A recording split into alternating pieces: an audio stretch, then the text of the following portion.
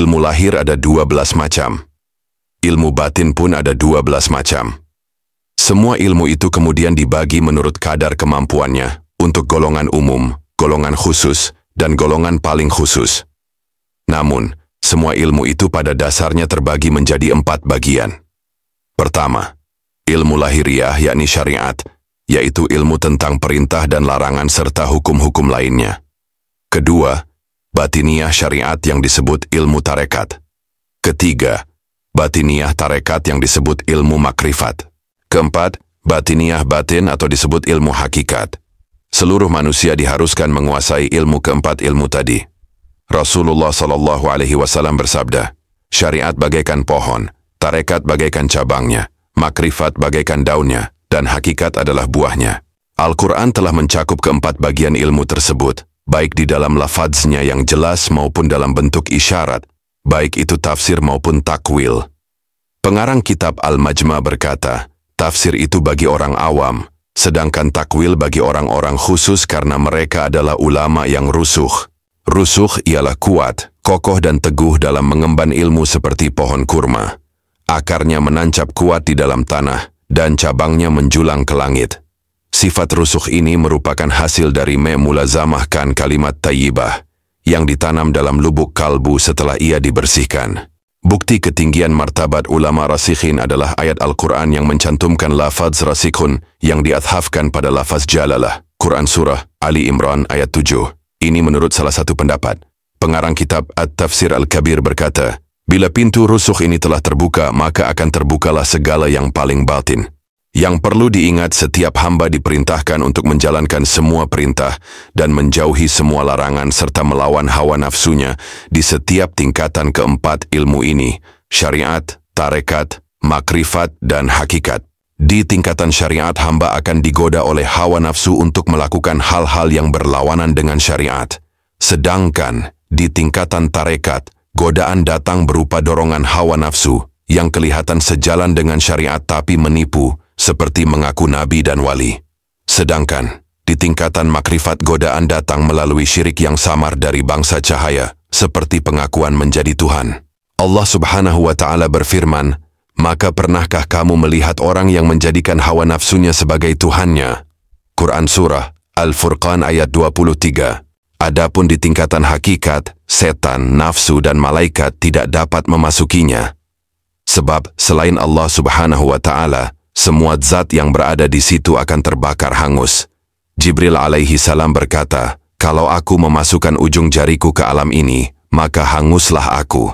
Manusia yang telah mencapai tingkatan hakikat ini, berarti dia selamat dari perseteruan dengan setan dan hawa nafsu. Dan dia menjadi hamba yang ikhlas, mukhlis. Sebagaimana firman Allah Subhanahu wa Ta'ala, demi kemuliaanmu, pasti aku akan menyesatkan mereka semuanya, kecuali hamba-hambamu yang terpilih di antara mereka. Quran Surah Syad ayat 82-83.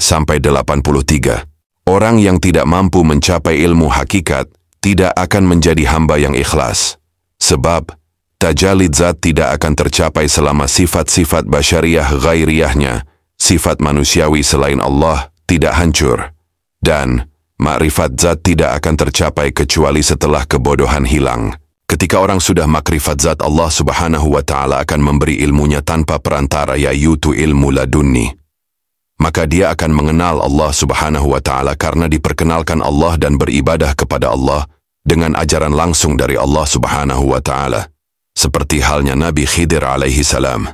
Di alam hakikat ini, seseorang akan menyaksikan berbagai ruh Al-Qudsi dan dia akan mengenal nabinya, Muhammad sallallahu alaihi wasallam, secara hakiki.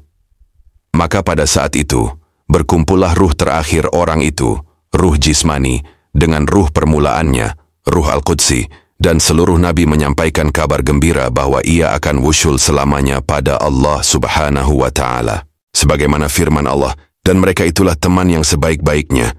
Quran Surah An-Nisa ayat 49. Manusia yang tidak mencapai tingkat ilmu hakikat ini, dia tidak dapat dikatakan alim. Walaupun ia telah membaca dan menguasai sejuta kitab, sebab ruhaniyah belum sampai.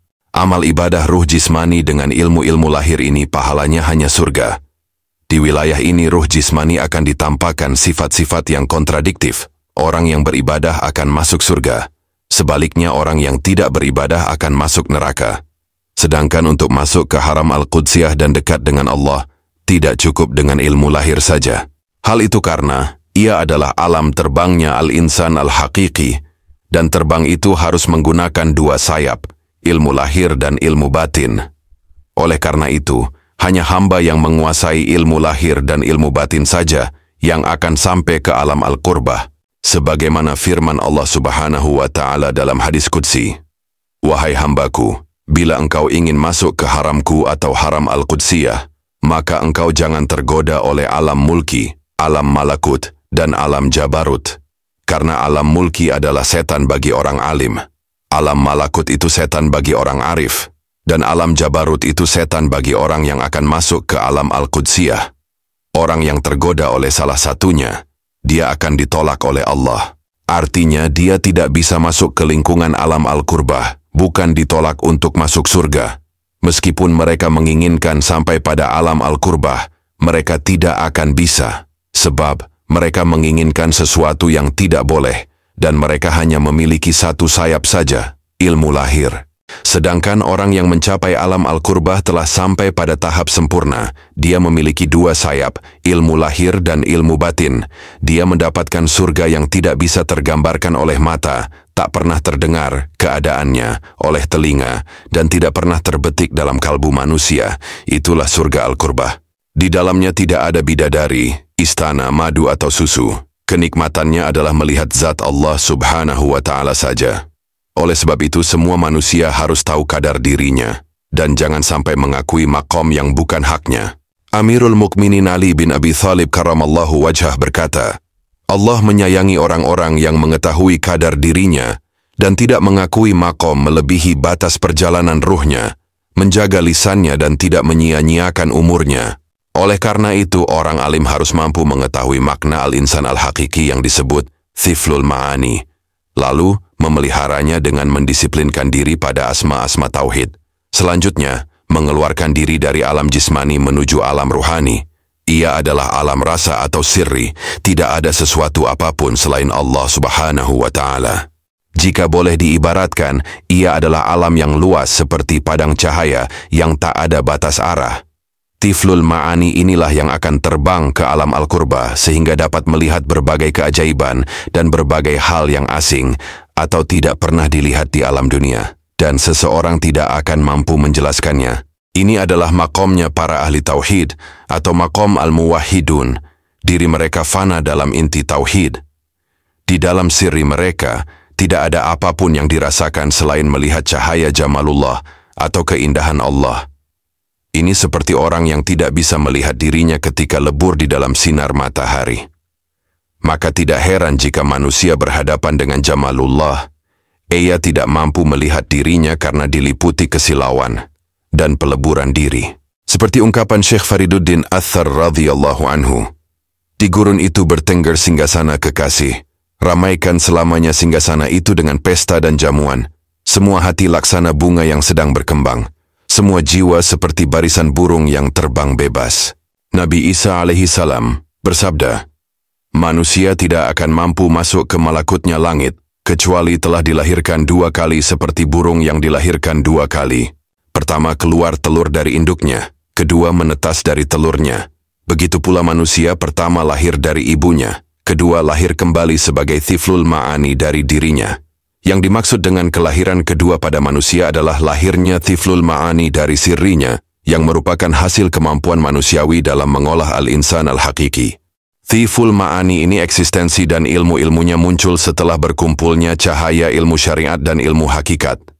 Ini seperti halnya bayi, ia tidak akan lahir kecuali setelah bertemunya sperma dan ovum dari lelaki dan perempuan.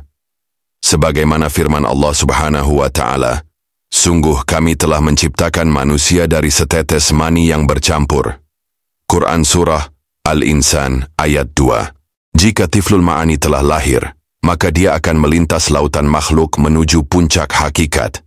Hingga semua alam di sekitar alam ruh akan terasa bagai setetes air di lautan.